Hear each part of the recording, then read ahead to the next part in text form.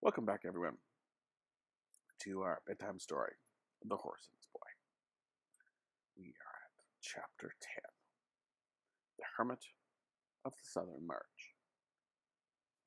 After they had ridden for several hours, down the valley it widened out, and they could see what was ahead of them. The river which they had been following here joined a broader river, wide and turbulent, which flowed from their left to the right, towards the east. Beyond this new river, a delightful country rose gently in low hills, ridge upon ridge, to the northern mountains themselves. To the right, there were rocky pinnacles, one or two of them with snow clinging to the ledges. To the left, pine-clad slopes, frowning cliffs, narrow gorges, and blue peaks stretched away as far as the eye could reach. They could no longer make out Mount Pyre. Straight ahead, the mountain range sank to a wooded saddle, which of course must be the pass from Archenland into Narnia. Woo-hoo-hoo, the north, the green north, neighed Bree. And certainly the lower hills looked greener and fresher than anything than Aravis and Shasta, with their southern-bred eyes, had ever imagined. Spirits rose as they clattered down to the water's meet of the two rivers. The eastern flowing river, which was pouring from the higher mountains to the west, at the western end of the range, was far too swift and too broken, with rapids, for them to think of swimming it. But after some casting about up and down the bank, they found a place shallow enough to wade. The roar and clatter of the water, the great swirl against the horses' fetlocks, the cool, stirring air, and the darting dragonflies filled Shasta with a strange excitement. "Friends, we are in Archenland," said Bree proudly as they splashed and churned his way out of the northern bank. "I think that river we've just crossed is called the Winding Arrow." "I hope we're in time," murmured Win. Then they began going up, slowly and zigzagging a great good deal, for the hills were steep. It was all open, park-like country, with no roads or houses in sight. Scattered trees, never thick enough to be a forest, were everywhere. Shasta, who had lived all his life in an almost treeless grassland, had never seen so many, or so many kinds. If you had been there, you would probably have known, he didn't, that he was seeing oaks, beeches, silver birches, rowans, and sweet chestnuts. Rabbits scurried away in every direction as they advanced, and presently they saw a whole herd of fallow deer making off among the trees. "Isn't it simply glorious?" said Aravis. At the first ridge, Shasta turned in the saddle and looked back. There was no sign of Tashbaan, the desert unbroken except by the narrow green crack which they had traveled down, spread to the horizon. "Hullo!" he said suddenly. "What's that?" "What's what?" said Bree, turning around. Win and Aravis did the same. "That," said Shasta, pointing. "It looks like smoke. Is it a fire?" "Sandstorm, I should say," said Bree. "Not much wind to raise it," said Aravis. "Oh!" exclaimed Win. "Look! There are things flashing in it. Look! There are helmets and armor, and it's moving this way." "By Tash," said Aravis, "it's the army. It's Rabadash." "Of course it is," said Win. "Just what I was afraid of. Quick, quick, we must get to Anvard before it." And without another word, she whisked around and began galloping north. Bree tossed his head and did the same. "Come on, Bree, come on," yelled Aravis over her shoulder. The race was very grueling for the horses. As they topped each ridge, they found another valley, and another ridge beyond it, and though they knew they were going in more or less the right direction, no one knew how far it was to Anvard. From the top of the second ridge, Shasta looked back again. Instead of a dust cloud well out in the desert, he now saw a black, moving mass, rather like ants, on the far bank of the Winding Arrow. They're doubtless looking for a ford. "They're on the river," he yelled wildly. "Quick, quick!" shouted Aravis. "We might as well not have come at all if we don't reach Anvard in time. Gallop, Bree, gallop! Remember your aurors." It was all Shasta could do to prevent himself from shouting out similar instructions, but he thought, "Poor chap's doing all he can," and held his tongue. And certainly both horses were doing, if not all they could, Oh, they thought they could, which is not quite the same. Bree had caught up with Win, and they thundered along side by side over the turf. It didn't look as if Win could possibly keep it up much longer. At that moment, everyone's feelings were completely altered by a sound from behind. It was not the sound he had been expecting to hear, the noise of hoofs and jingling armor, mixed perhaps with Calorman battle cries. Yet Shasta knew it at once. It was the same snarling roar he had heard that moonlit night when first he had met Arvis and Win. Bree knew it too. His eyes gleamed red and his ears lay back on his skull. And Bree now discovered that he had not really been going as fast, not quite as fast as he could. Shasta felt the change at once. Now they were really going all out. In a few seconds they were well ahead of Win. It's not fair, thought Shasta. I did think we'd be safe from lions here. He looked over his shoulder. Everything was only too clear. A huge, tawny creature, its body low to the ground like a cat, streaking across the lawn to a tree when a strange dog has got into the garden, was behind them, and it was nearer every second and half second. He looked forward again and saw something which he did not take in or even think about. Their way was barred by a smooth green wall about 10 feet high. In the middle of that wall there was a gate, open. In the middle of the gateway stood a tall man, dressed down to his bare feet in a robe colored like autumn leaves. Leaning on a straight staff, his beard fell almost to his knees. Shasta saw all this at a glance, and he looked back again. The lion had almost got to Win now. It was making snaps at her hind legs, and there was no hope now in her foam-flecked, wide-eyed face. Stop, bellowed Shasta in Bree's ear. We must go back, must help. Bree always said afterwards that he never heard or never understood this, and as he was in general a very truthful horse, we must accept his word. Shasta slipped his foot out of the stirrups, slid both his legs over the left side, hesitated for one hideous hundredth of a second, and jumped. It hurt horribly and nearly winded him, but before he knew how it hurt him, he was staggering back to help Aravis. He had never done anything like this in his life before, and hardly knew why he was doing it now. One of the most terrible noises in the world, a horse's scream, broke from Win's lips. Aravis was stooped low over Win's neck and seemed to be trying to draw her sword. And now all three, Aravis, Win, and the lion, were almost on top of Shasta. Before they reached him, the lion rose on its hind legs, larger than you would believe a lion could be, and jabbed at Aravis with its right paw. Shasta could see all the terrible claws extended. Aravis screamed and reeled in the saddle. The lion was tearing their shoulders. Shasta, half mad with horror, managed to lurch forward towards the beast. He had no weapon, not even a stick or a stone. He shouted out idiotically at the lion, as one would to a stray dog. Go home! Go home! For a fraction of a second, he was staring right into the wide-open, raging mouth. Then, to his utter astonishment, the lion, still on its hind legs, checked itself suddenly, turned head over heels, picked itself up, and rushed away. Shasta did not for a moment suppose it had gone for good. He turned and raced for the gate in the green wall, which now for the first time he remembered seeing. Win, stumbling and nearly fainting, was just entering the gate.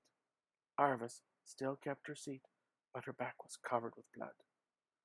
Come in, my daughter, come in, said the robed and bearded man, who was saying to them, Come in, my son, as Shasta panted up to him.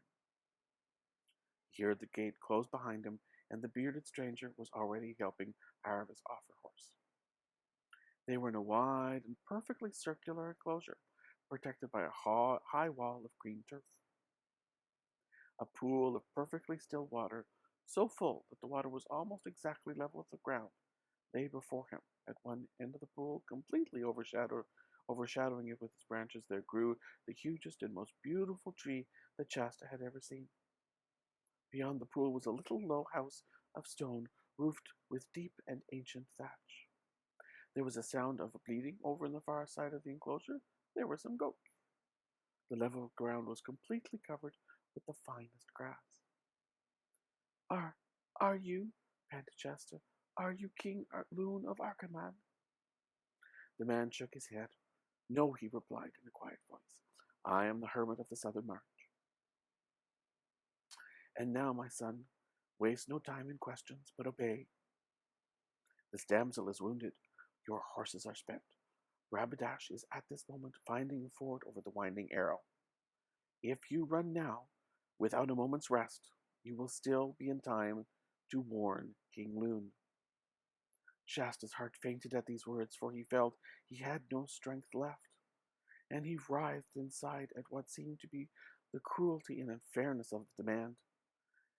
He had not yet learned that if you do one good deed, your reward usually is to be set to do another, and harder, and better one. But all he said out loud was, Where is the king?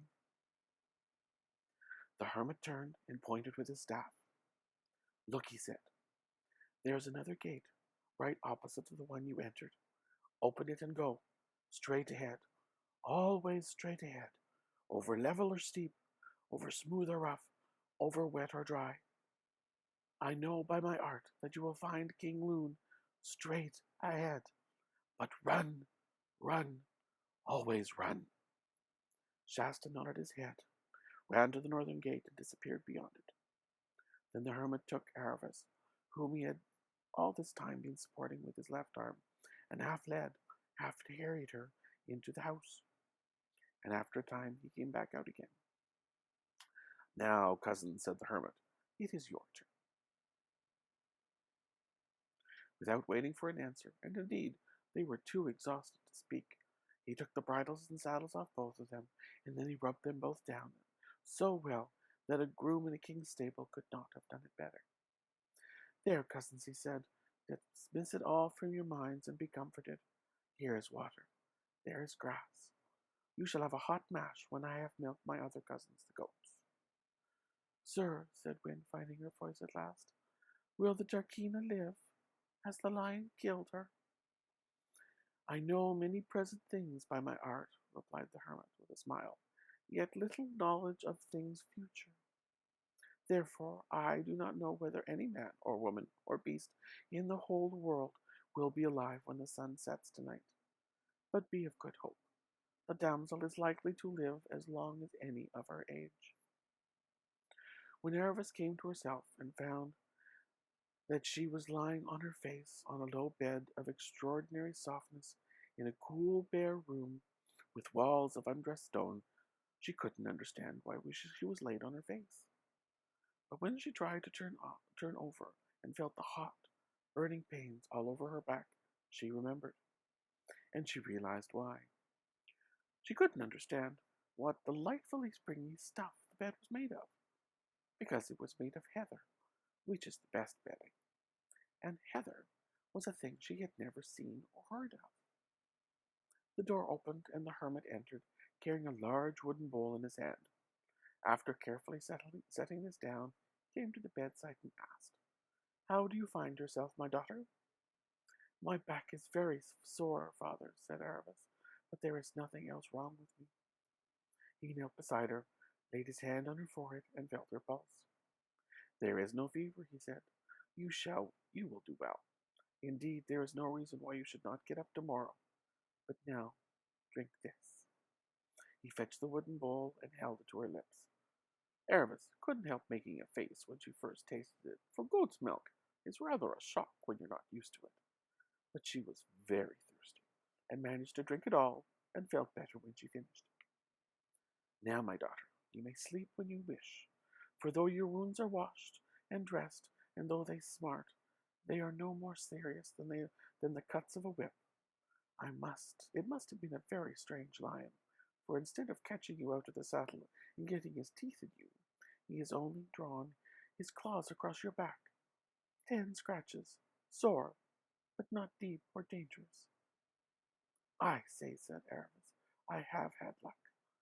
Daughter, said the hermit, I have now lived 109 winters in this world, and have never yet met any such thing as luck. There, them, there is something about all this that I do not understand. But if we ever need to know it, you may be sure that we shall. And what about Rapidash and his 200 horse? Said Aravis. They will not pass this way, I think, said the hermit. They must have found a ford by now, well to the east of us. From there they will try to ride straight for Anvard. Poor Shasta, said Aravis. Has he far to go? Will he get there first? There is good hope of it, said the old man. Aravis lay down again on her side this time, and said, Have I been asleep for a long time? It seems to be getting dark. The hermit was looking out of the only window which faced north. This is not the darkness of night, he said presently. The clouds are falling down from Stormness Head. Our foul weather always comes from there in these parts. There will be thick fog tonight. Next day, except for her sore back, Aravis felt so well that after breakfast, which was porridge and cream, the hermit said she could get up, and of course she at once went out to speak to the horses. The weather had changed, and the whole of that green enclosure was filled like a great green cup with sunlight. It was a very peaceful place, lonely and quiet. Wynne at once trotted across to Aravis and gave her a hoarse kiss. But where's Bree? Said Aravis, when each had asked after the other's health and sleep. Over there, said Wynne, pointing with her nose to the far side of the circle. I wish you'd come and talk to him. There's something wrong. I can't get a word out of him.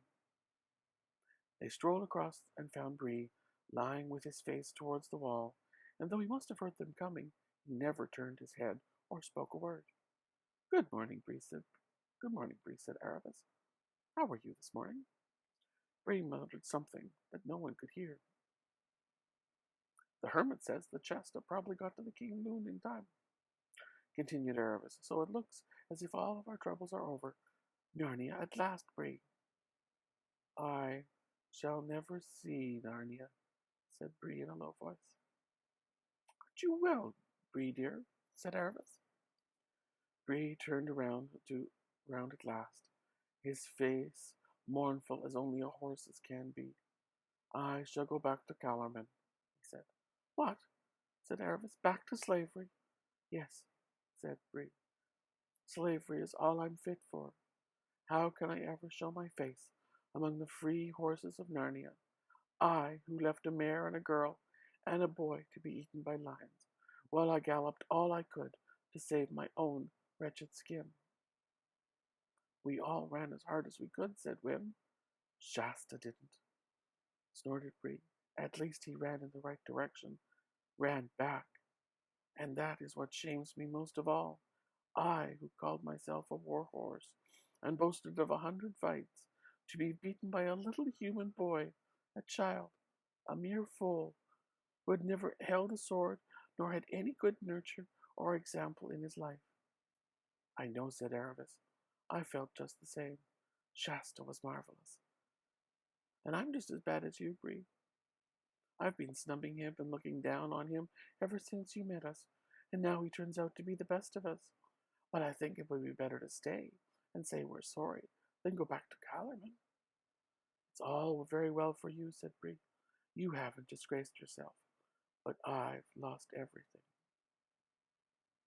My good horse, said the hermit, who had approached them unnoticed, because his bare feet made so little noise on the sweet, dewy grass. My good horse, you've lost nothing but your self-conceit. No, no, cousin, don't put your ears back and shake your mane at me. If you are really so humbled as you sounded a minute ago, you must listen. You must learn to listen to sense. You're not quite the great horse you had come to think yourself from living among poor dumb horses. Of course you were braver and cleverer than them. You could hardly help being that. It doesn't follow that you're anyone very special in Narnia. You'll be a very decent sort of horse on the whole, and taking one thing and another. And now, if you and my other four-footed cousin will come around to the kitchen door, we'll see about the other half of that mash. And herein ends chapter 10 of A Horse and Its Boy. Please like, leave a comment, and subscribe. I'll see you next time.